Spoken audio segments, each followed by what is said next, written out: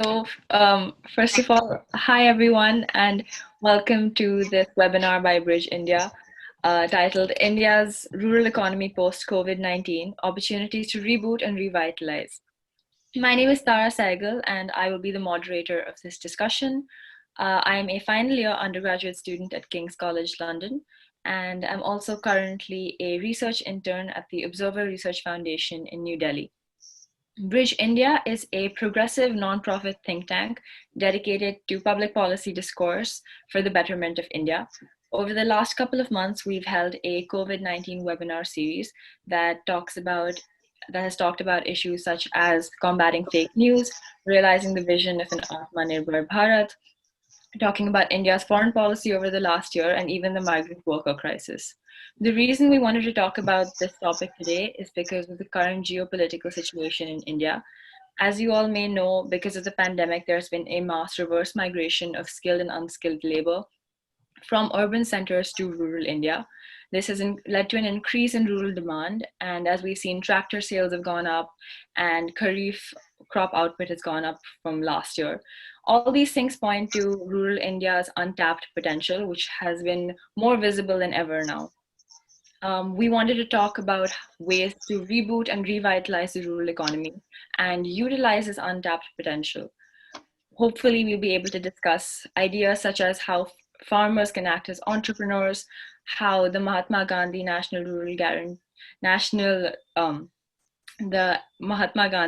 Rural Employment Guarantee Act can act as a utilizer for this, and how these people can be imbibed into the rural economy. To help us with this, we have a very distinguished panel with us today. We have Professor L.K. Vaswani from MICA. We have Dr. Pooja Guha from Azim Premji University. We have Naveen Patidar from the Aga Khan Rural Support Program. And we have Kate Cochran from Opaya Social Venture. So I think the way this discussion is going to go is we're going to start with initial comments from each speaker, and then we'll be open to questions from all attendees. Feel free to send us your questions through using the question and answer function at the bottom of the Zoom call, and we will answer these, hopefully all of them, towards the end of the call. So to begin with, I think we're going to start with Dr. Guha for her initial comments. Okay, yeah. Thank you so much, Tara, and really an honor to be here and talking about a very pressing issue which is currently ongoing in India, which is the revival of rural India. And interestingly, we're talking about the revival of rural India after, probably 50 years, because the last time we talked about rural India was during the Green Revolution in 1960s. And it's now that, again, we are focusing back on reviving and rebooting rural India. So now the reason, as you rightly pointed out, that we're talking about rural India is because now we have seen this huge labor mass on the move and going towards the rural belt. So now the question is, what do you do with them? What are they going to do in their regions? Here is the moment where we are trying to see, or we are trying to capture the rural base in terms of their demand and supply. Very interestingly, what we are doing right now is trying to understand, what is the demand going to be from these rural areas, and what kind of a supply, which is majorly this labor supply, that this part of India is going to give us. And the discussion that I often come across and the current research which is ongoing largely surrounds this, which is demand, the consumer demand from this region, and the labor, which has been the core in the rural areas. What to do with them? So the idea is, do we contain them in the rural setting? Rather, is it possible for us to contain them? By which I mean, we've been talking about employment creation, we've been talking about creating opportunities in the rural context so that we can contain the labor there and provide a meaningful livelihood for these people in their bases. So what my thoughts here is that, is it even possible? And if it is so, what is it that we need to do? So if we can quickly take a look at the way we have been talking about it, or the policies, the way it has been focusing on it, it is mostly through the livelihood, that is creating employment, creating opportunities. And I think that's the most pressing issue currently. And when I look at the livelihood, there are two very distinct kinds of livelihood where the policies mostly have focused. One, of course, is agriculture, and the second one is Manrega. Now, in agriculture, there have been some very commendable policies which have come up, which has come up recently, and also not so recent, but some of it have been around, but have been picked the momentum only recently. So whether it is to do with the PM Kisan Yojana, which is largely the farmer-based entitlements, or it is to do with the credit loan waivers. Or in fact, the current one, the two policies which have been really, it's very recent and very important ones. One is the agriculture infrastructure grant, and the second one is the One Nation, One Market. And when you look at the agriculture sector, the reasons why the agriculture sector has been setting back is because of these infrastructural issues and also lack of market.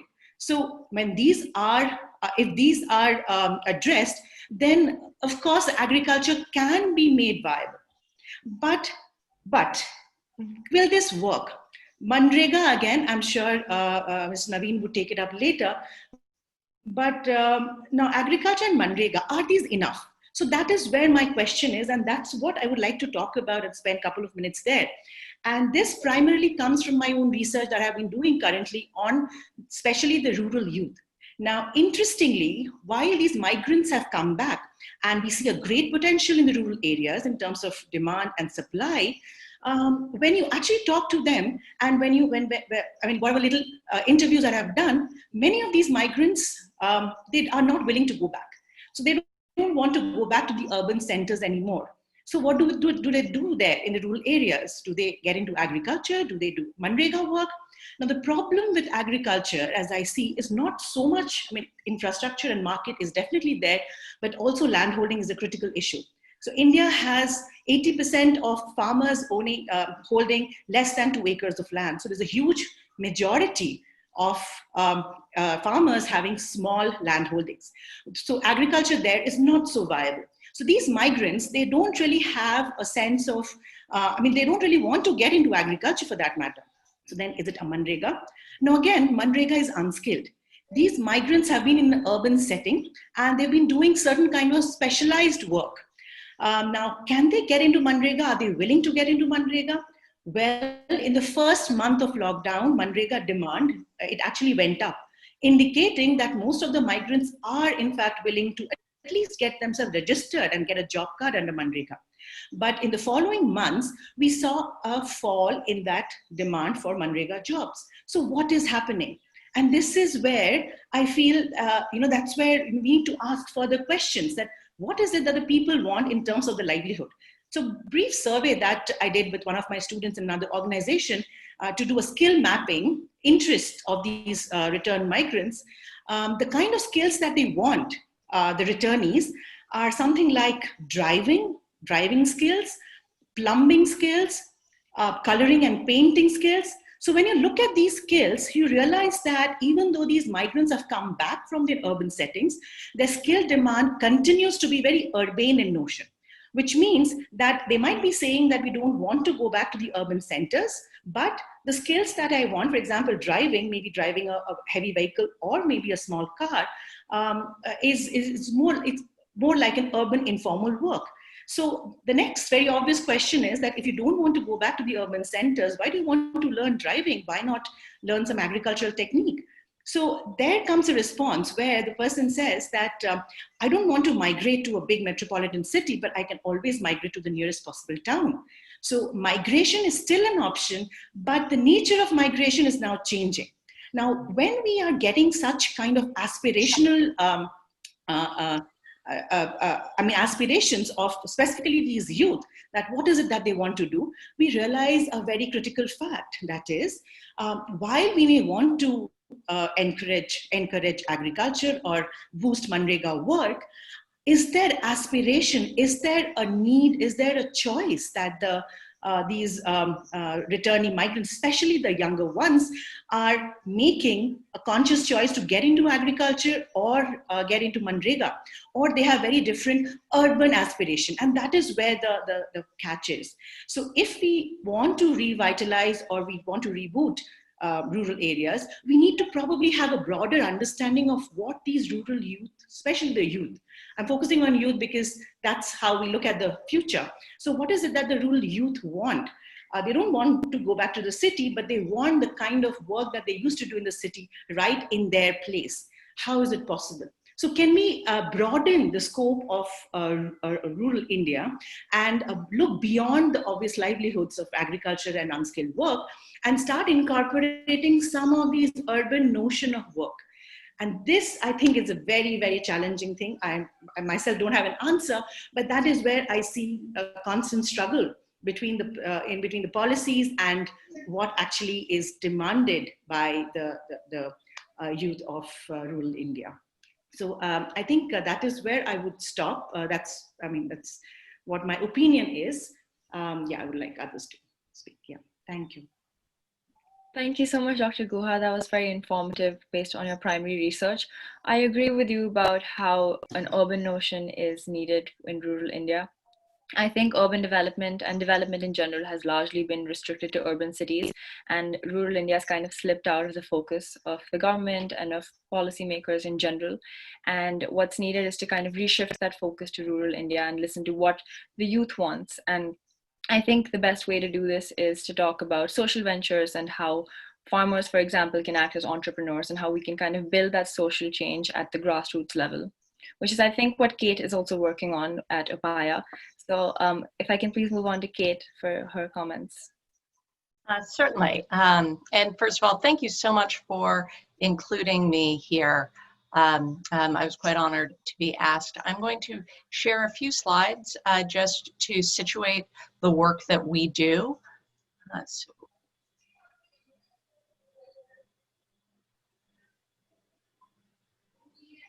Can you see my slides now? Yep, we can. Yeah. Great.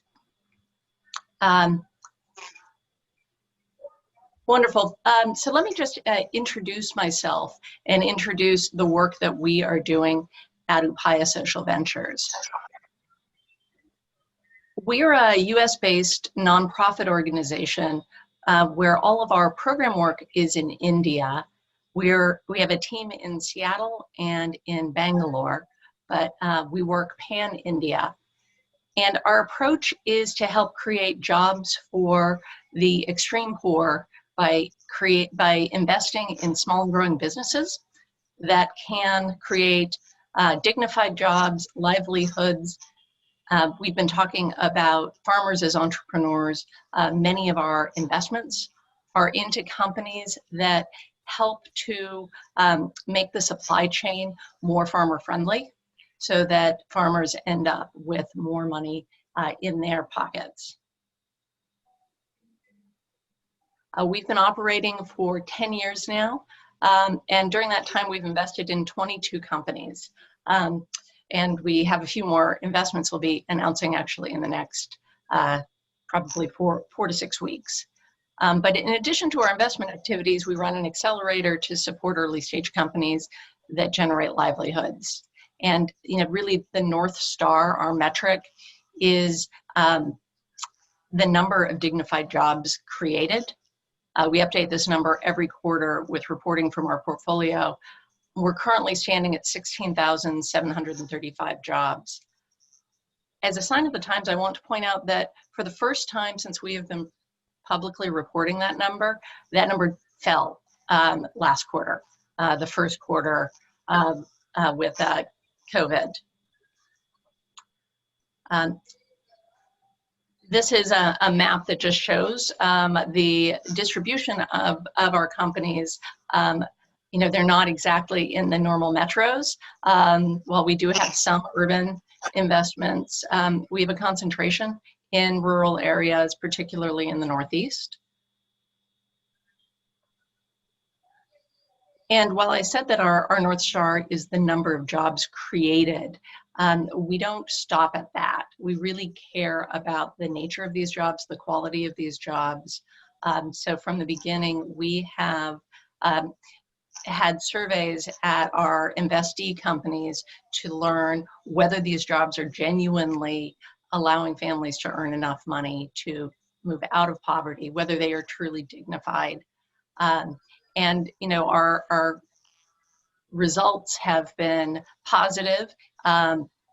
What we've found is that it is possible to create sustainable companies that allow families to earn enough money to move out of extreme poverty, but that the amount of money that they are earning is almost secondary to the reliability of having an income and knowing that they're going to receive an income on a regular basis and they aren't using so much of their creative energy in every day trying to scramble together something. When COVID hit, we flipped our normal approach to data gathering to ask surveys very specific to the experience that job holders were having under COVID. And I think probably like everyone on this panel and the people who are listening, we were deeply concerned about what we would find about the job holders' situation.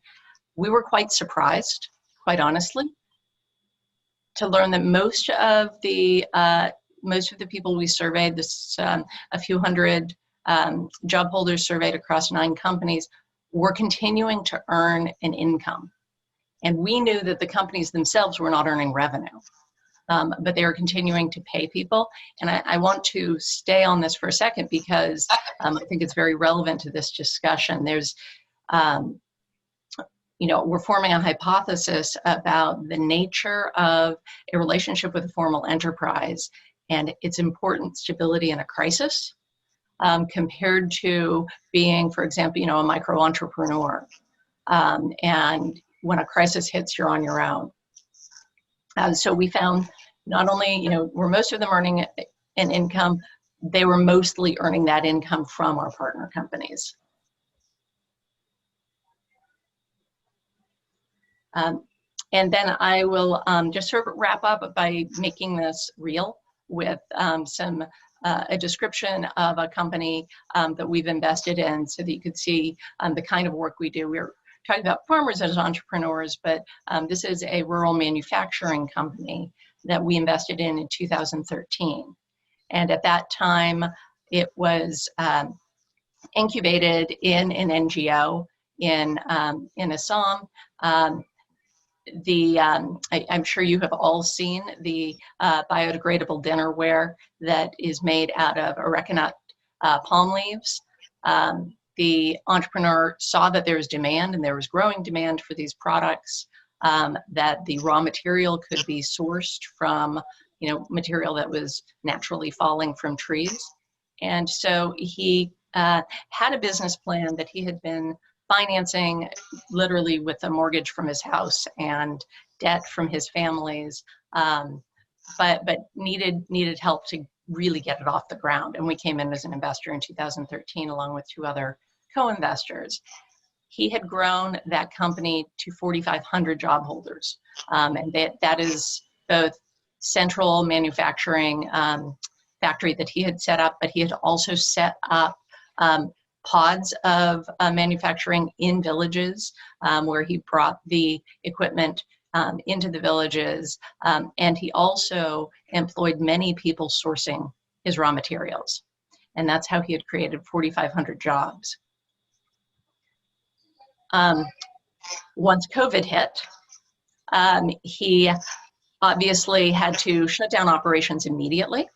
Unfortunately, it was right before the season where he normally collects his raw material. His investor was afraid to move forward, and so that investment froze.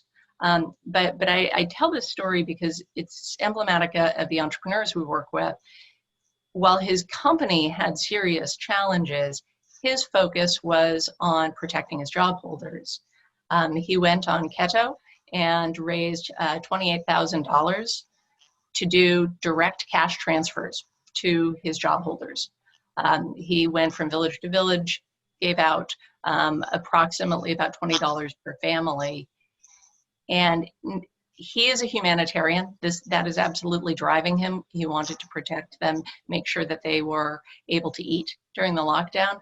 But he was also a businessman who wanted to make sure that, in this time where people were moving from cities to villages, from village to village, trying to find a way to survive during the lockdown, that they could stay stable so that when he was able to open his operations again, that they would still be there.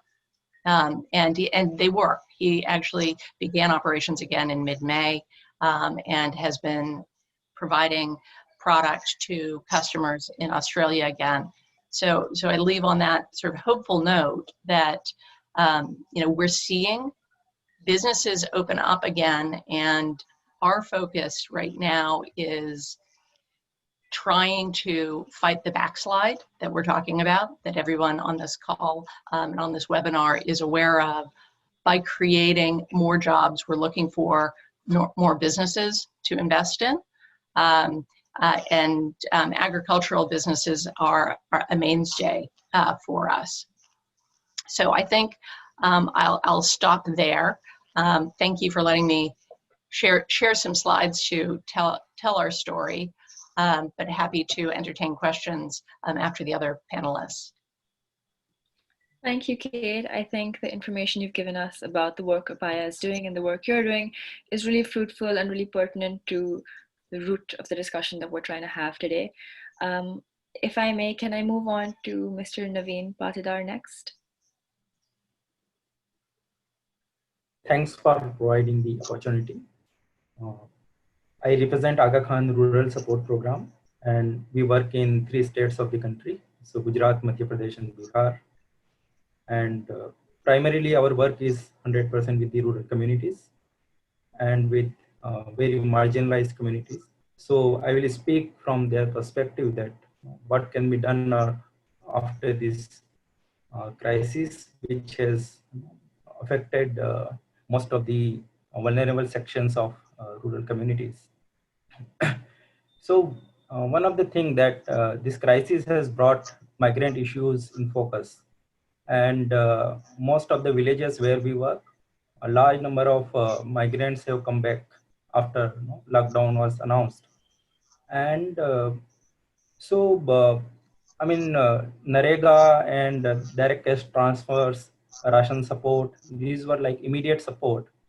But from long-term perspective, how we see livelihood rehabilitation. So I will share 2-3 concrete thoughts which can be tried out. So in our experience, who migrates? So who migrates means the people who migrate out of distress, not out of choice. So we found that in our experience of almost 30-35 years, the farmers, the farming households who are either not having the irrigation facilities, or the farming families who are owning very, very less parcel of land, so maybe less than 1 acre of land. So they are the actually the migrants. So the rain-fed farmers who do not have anything to do after the Kharif season, means after the monsoon season, so they are the people who are actually migrating. So our government had announced a very ambitious program, which was known as Prime Minister's Pradhan Mantri Gram Sinchai Yojana, and the idea was to provide irrigation to 100% of farms. So somehow that that scheme has not made much progress. But if we are to stop this distress migration, one of the tried out method and tried out scheme is to provide irrigation. And if we are successful in providing at least 1 acre of irrigation to every household, every farmer who are owning some land, 2 acre, 3 acre of land, then there is a guarantee that distress migration, at least in the good monsoon years, it will drastically reduce. And if we look at the profile of farmers in the villages, we will find that people who are not having irrigation, they are actually migrating. So landless households plus households who are not owning the irrigation. So somehow we need to refocus on the irrigation infrastructure in the villages. Second is soil health. So we found that even people who are having 5 acres of land, they have to migrate. Uh, One is irrigation, but second is also falling soil health.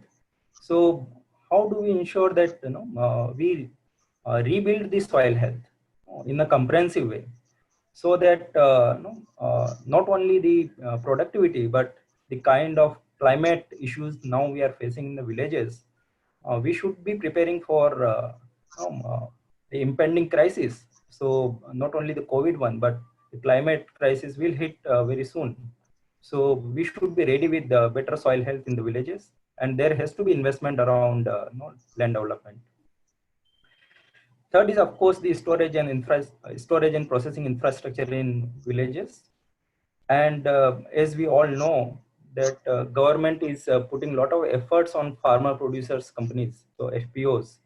But most of these FPOs actually lack the capacity to do the processing and marketing. And there is no infrastructure for storage, there is no infrastructure for transportation.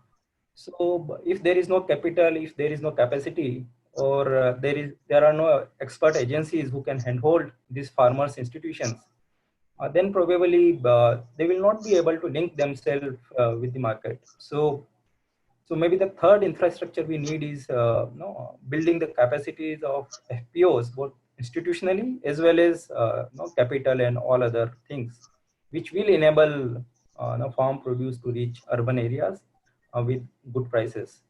So that the farm level livelihood will include all these things.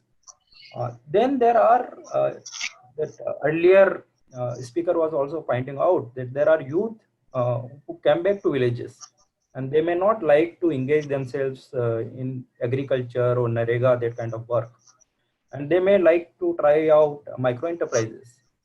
But what we are finding on the ground is most of the schemes are loan oriented. So imagine a person or youth coming back from urban areas, and we are asking them to take loan for starting an enterprise.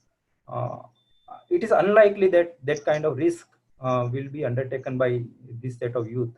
So our proposition is that there has to be a blended sort of financing, uh, where initial grant is provided for good ideas, and then they can link themselves with the mainstream financial institutions.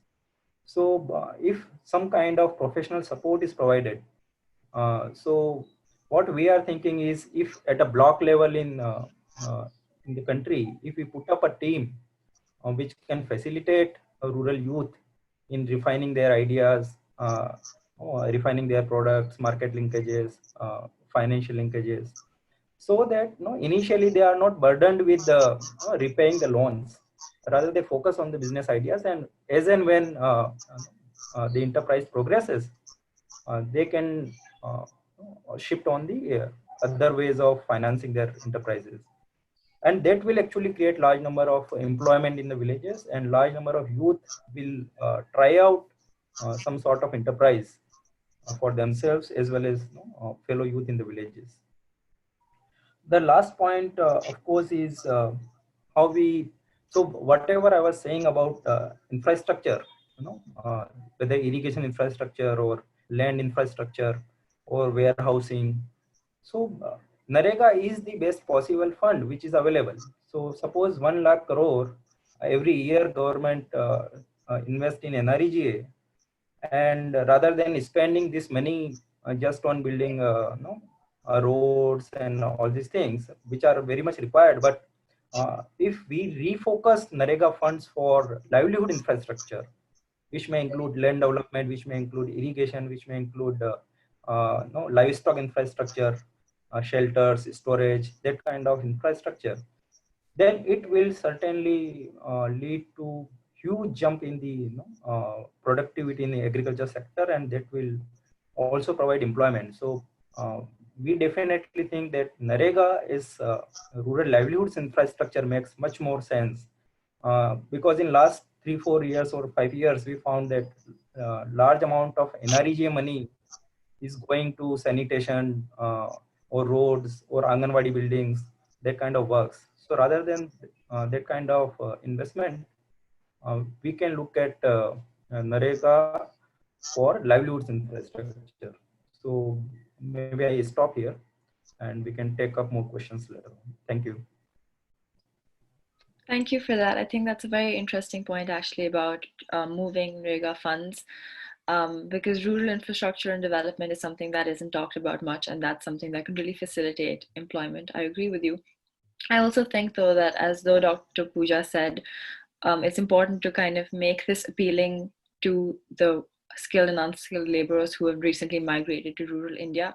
So although obviously increasing NREGA funds to infrastructure could increase employment, it's also important to kind of think about how this could be appealing to the urban migrants who have migrated back to rural India, and how we could kind of work to make it more entrepreneurial, more appealing to them, to kind of, while there is infrastructure, there's also incentive for them to work and utilize potential. I think I'm going to move on to Professor Vaswani now.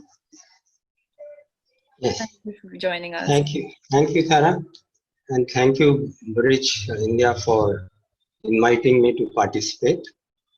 In fact, I feel that this reverse migration is too complex to be handled easily, right? Because the rural economy is already stressed, even before this pandemic started, both in terms of job creation in agriculture. We all know that agriculture now contributes only 39-40% to the rural incomes, while it supports 64% of the workforce.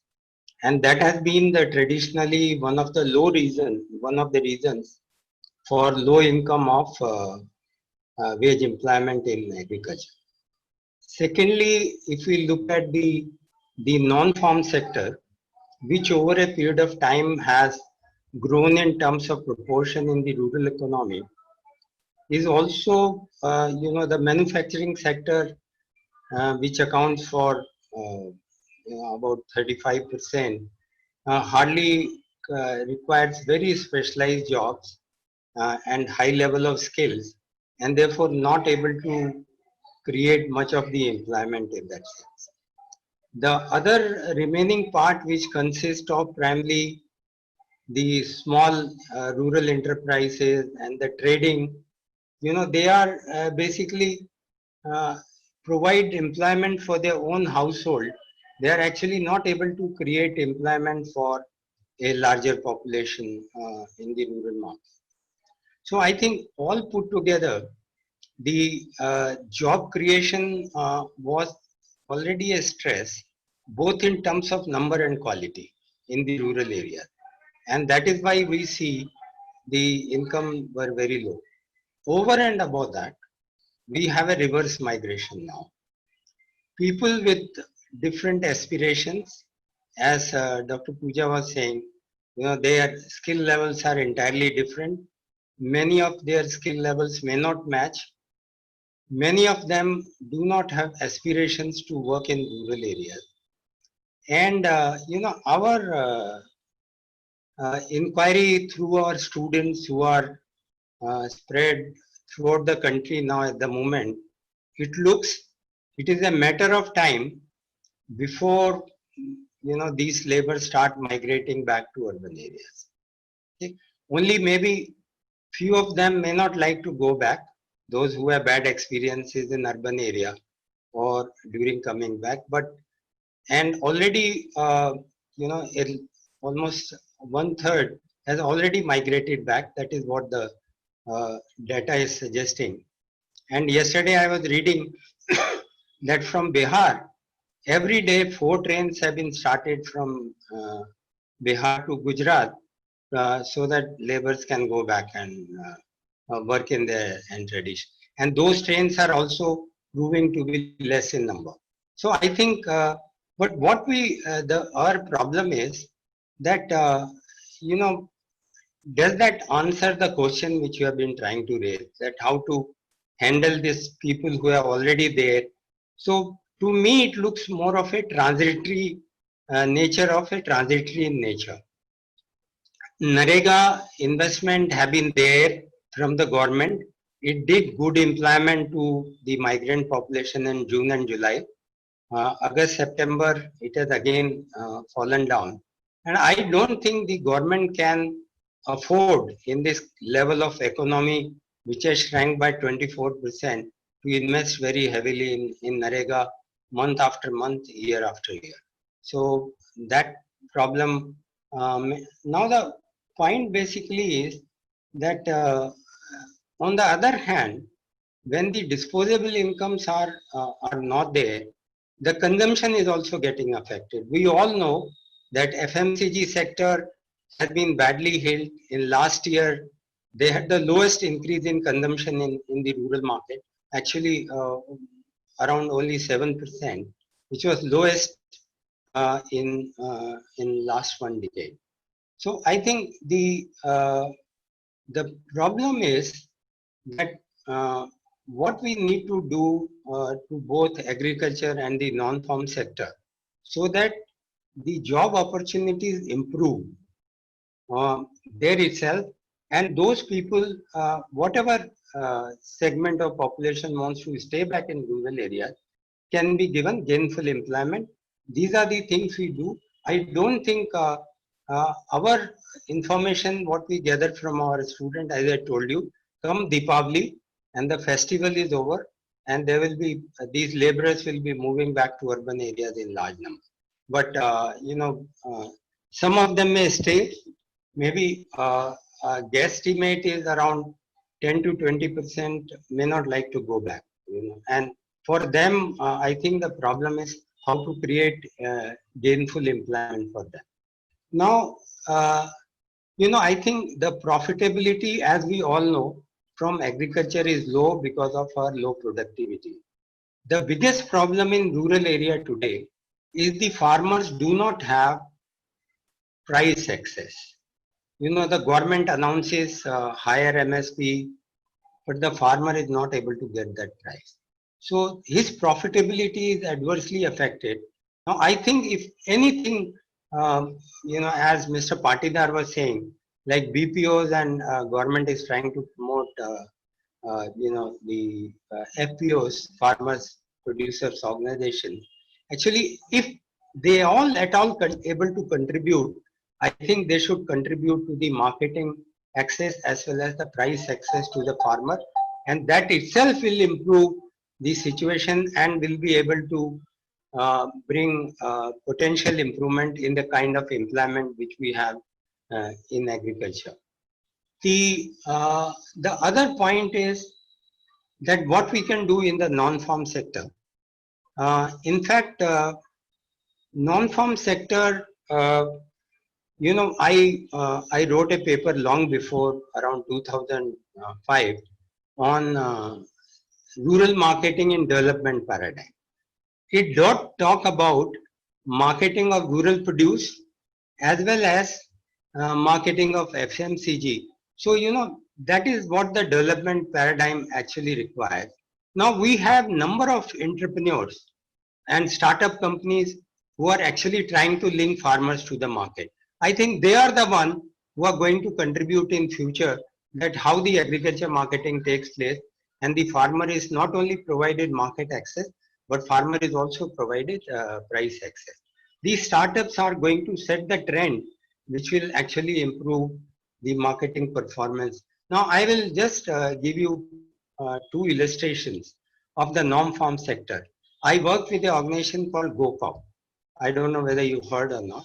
It's a social platform which actually promotes, gives space to rural artisans to promote their handloom products, not only for domestic market, but for global markets as well.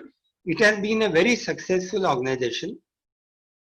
maybe you can do a search and go there, and they have been able to provide excellent facilitation to rural artisans in promoting their handloom products, not only in India, but all over the place.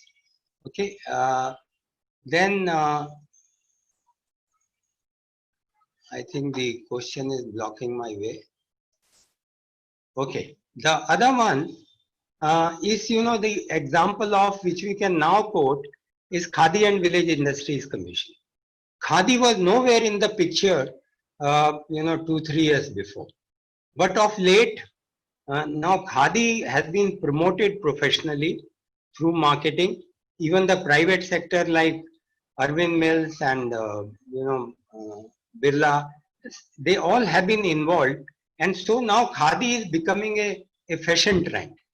And so therefore, again, the benefit of such marketing will go to almost 4.5 lakh Khadi entrepreneurs who are working in rural areas. So I think what we need to do is evolve models where we are able to link the rural producers to improve their income, disposable income, and it will also improve their consumption. It will also improve their consumption, and the FMCG. So we will get into a positive cycle of disposable income increase as well as the consumption of FMCG products. That is what we have to do, both in the farm sector as well as in the non-farm sector. I think I will, and then the government also has taken a lot of initiative, like they have allowed the common service centers which are open as an information access to the rural population to market the consumer products as well as market the farmer produce. So I think more and more opportunities we need to create to ensure that the rural producers are linked to market both in agriculture as well as the non-agriculture, non-farm sector. And at the same time, once the disposable income improves, I think the consumption will also improve. But my take on the migrant workers is, I think it is a transitory problem, and as soon as maybe some solution is found, we'll have to tackle this problem, which will be of much lesser magnitude as we are facing today. Thank you. With this, I finish. Thank you so much for that. We're running short of time and we've received a lot of questions from the audience. So I'm going to just start with them straight away and we'll see how many we can answer, though I'm not sure about that. So we have a question from Stephen Derby. The question is, what is the role of NGOs in rural development? Should NGOs provide poverty relief services, including those that generate income and support self-sufficiency, or act as advocates of the poor?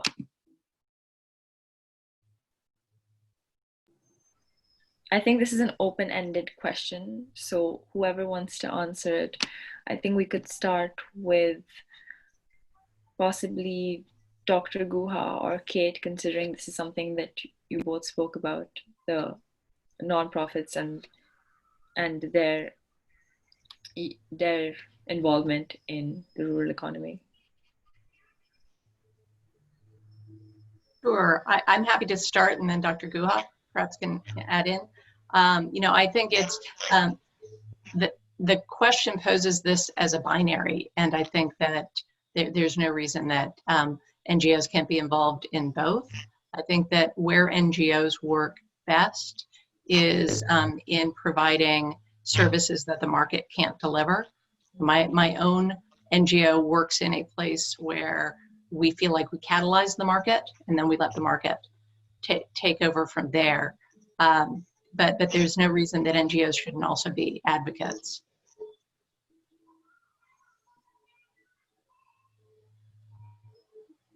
Dr. Guha?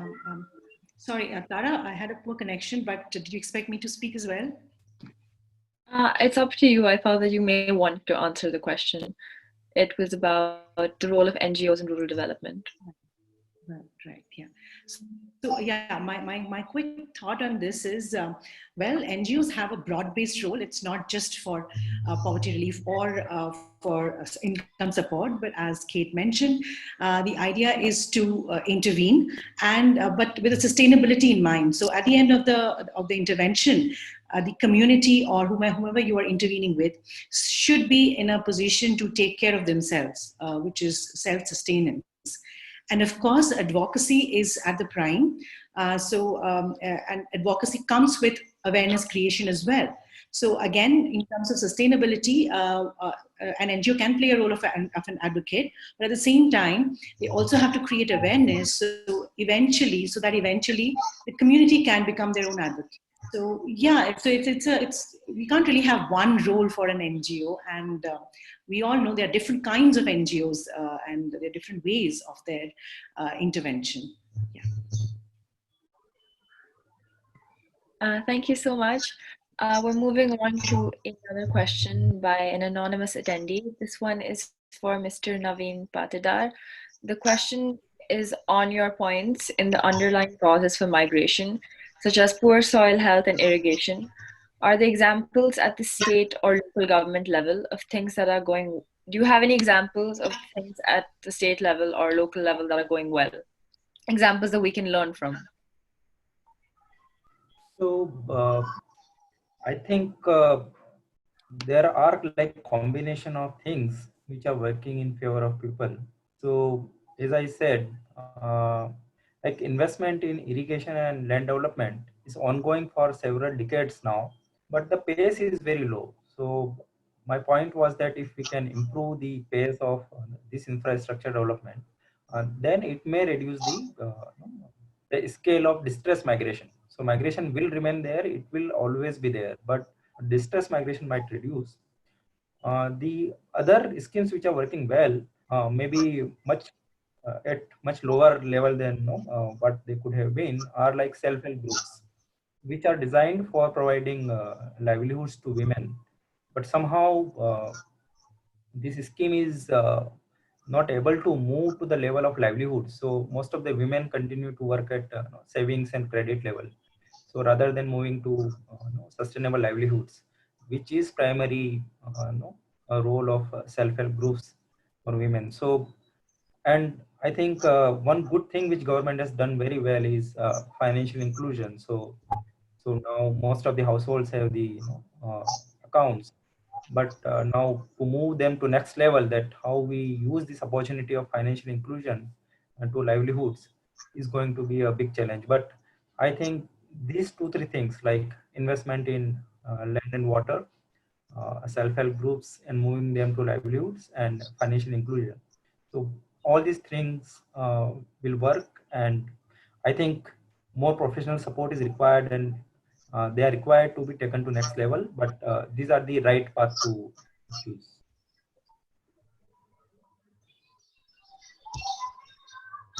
Thank you for that. We have a open question to all the panelists, I think. It's by Pinaki Dasgupta. It's about the Sustainable Development Goals.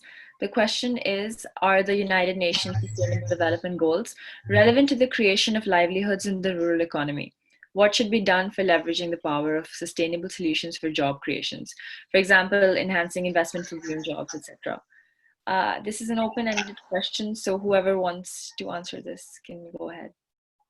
We can start with each of the panelists. If Dr. Vasani, you want to start. Yeah, Tara, can you repeat the question, please? Yes, of course. The question is, are the United Nations Sustainable Development Goals relevant to the creation of livelihoods in the rural economy? And what should be done for leveraging the power of sustainable solutions for job creations?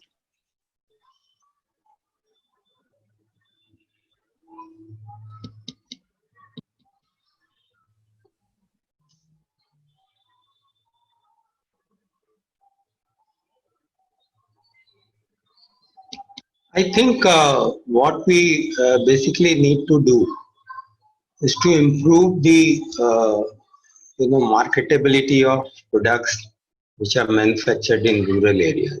It will lot is being done through self-help groups and But I think we have not been able to create the economies of scales which are actually required in this. And I was giving you example of GoCop, the KVIC, which will help 4.5 million Khadi workers which are already there. So that kind of interventions we require to improve the income. In agriculture, I think we badly require that farmers should get price access. Even in minimum support program of Government of India, only few states actually end up in providing MSP. Other farmers are asked to fend on their own. So to me, if we are able to develop an institutional mechanism and strengthen our FPOs to support the farmers in terms of creating economies of scale as aggregators and provide them price access, because price access is very important. Price access offers them profitable income on their crop. I think this is going to help great way in improving the situation of the farmers as well as the artisans. Because agriculture has to be also made as a gainful livelihood, which it is not actually. And as Professor Pooja was suggesting, that 80% of the farmers have very low land holding. So I think providing them market access and price access is a big challenge, which only good institutional mechanisms can do. Thank you for that. Does any other speaker want to jump in about the Sustainable Development Goals and their relevance? Or shall I move on to the next question? Yeah, so my point is that SDGs is a framework to reduce the poverty. Now it is up to local government that how we use this framework or the commitment at the global level in the local programs, which translates into poverty reduction. So of course, when all the governments have committed to no poverty, that means the framework provides for economic development. But only thing is how we convert this into practical programs on the ground, which leads to no poverty by 2030. So I think all these suggestions which are coming up, whether on-farm interventions or the enterprise level interventions or on the market level interventions, these will actually lead to reduction in poverty in the rural areas and increase the employments, which will be sustainable. So I think we have to connect framework with the tactical programs on the ground. Thank you. Yes, if I can quickly add to whatever the other two speakers just said in terms of SDG, I completely agree it's a framework. But there's a slight different take, or I have a slightly different take on it. That is to do with specifically one of the goals of SDG, which is goal number 8. I think 8, yeah. It's basically on the decent work. And I think somewhere Kate mentioned about dignified livelihood. So I think that is something which kind of directs towards sustainable. I'm not sure if green falls into that, but definitely a dignified and a decent livelihood is something that should be ensured. So when we're talking about livelihood creation, whether it's in rural or urban for that matter, having a decent and dignified livelihood is important. And this also translates into the fact, like where I was questioning, skilled versus unskilled, because many a times people view skilled as having more dignity or decency. So imagining the work or the livelihood in the framework of decent living or a dignified livelihood is something which would promote towards SDG, sustainable goals. Thank you for that. I think I'm just going to take the last question before we wrap up. It's a question that I think is very pertinent to the discussion we've had today, perhaps one of the most pertinent. It's by an anonymous attendee. They're asking what kind of programs and policies can help the migrant workers settle in their own villages. So I think this is in relevance to the mass migration from the urban to rural sectors of India. and how, like Dr. Guha had mentioned in her first comments, how it may not appeal to them to work in agriculture, or it may not appeal to them to work in their villages because they've come from an urban setting, and how we can make, even if we enhance infrastructure or development, how can we still give them an incentive to work in their own villages? So the question that they've asked is, what kind of programs and policies can help them with this? So that's an open question to any attendee. Any panelist who wants to answer.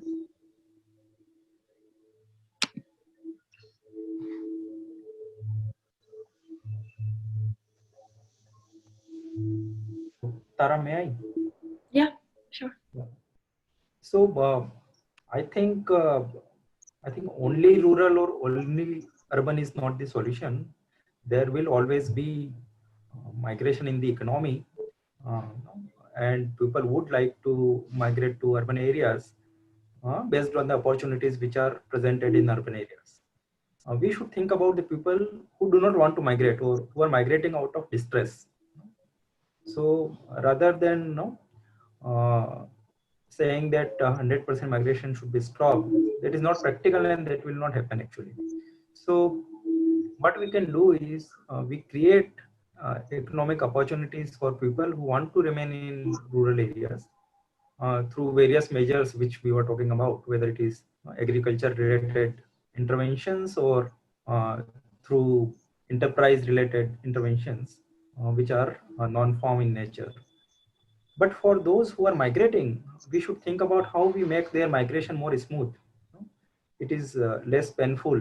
So what this crisis has brought forward is a painful nature of urban migration. So what we should actually look at is those who are migrating, how we create better environment in urban areas, better working environment, better living environment, which may actually reduce the negative aspects of this migration, which is currently we are experiencing and seeing.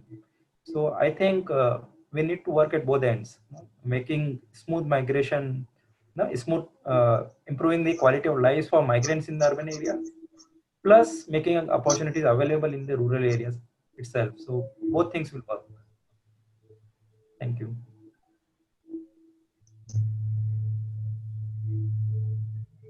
If I may add to what Mr. Patidar just said, this question, it's posed every time. That is, how do we contain migration? Should we reverse the migration? Do we want people to stay back in the rural areas?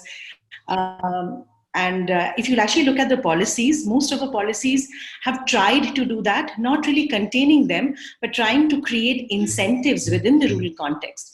So something like the Rural Employment Guarantee Act is not something that we've had recently. We've had it for the last 20 years. And which is also has one of the important objective of creating livelihood, unskilled livelihood in the rural areas. But somehow things have not been working. And as Mr. Patidar have been saying, I completely agree with him that migration is not just a phenomenon which has been triggered by something. It's a process, it's a continuous process. And it's very difficult to stop or break that process. And while we have been hearing all these terms of forced migration, and as Mr. Patidar mentioned, distress migration, what we now see is more of an aspirational migration. I mean, you may migrate because of different economic reasons, but it's still aspirational in nature. How do you stop aspirational migration? Or do you want to stop it? So that is where we need to kind of think through it and understand that the process of migration is not the same as it used to be 50 years back. It has changed. And now we need probably a different set of, not policies to contain them, but as Mr. Again Patidar was saying, to facilitate them and make it more safe. And that is what many of the states, in fact, have been doing. For example, state of Odisha has tied up with state of Kerala, which is where most of the people from Odisha migrate to provide for a safe kind of a bridge of migration so that they are not exploited by the middlemen and they have the secured life and livelihood at the host, which is the state of Kerala. So that is how now the states have started looking at migration. It's only during this kind of a pandemic where we realize that probably the safety security net is not enough and we need to do something more about it.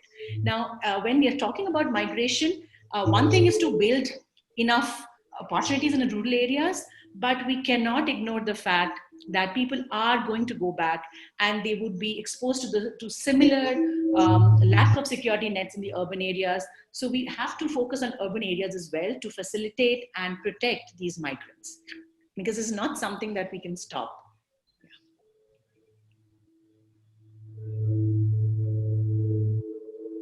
Thank you for that. I think, Kate, did you have something to say? I thought I heard you. I did, but it was a small point, and I actually think that Dr. Guha's point was a wonderful one to wrap up on. All right, thank you so much for that. I think we'll be wrapping up then, as it is 3 o'clock, and we've answered a lot of the questions. I'm very sorry that we couldn't answer more of the questions. It's due to the time constraints. But thank you so much for all the attendees. Some of the questions have been really, really wonderful and really thought-provoking. And thank you so much to all of our panelists. It's been wonderful talking with all of you. And you've really provided some great insight on the topic we've been discussing. Thank you. Thank you very much. Thank you so much. Bye. Bye-bye.